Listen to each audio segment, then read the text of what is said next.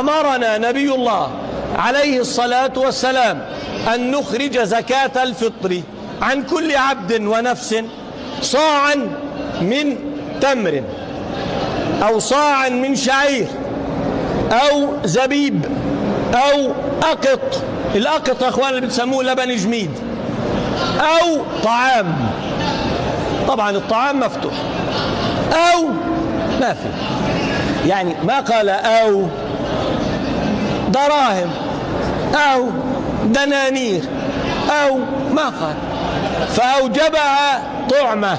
قال ابن عباس: أوجب نبي الله زكاة الفطر، اسمع، طهرة للصائم من اللغو والرفث وطعمة للمساكين. ثم بينها النبي: صاعا من طعام.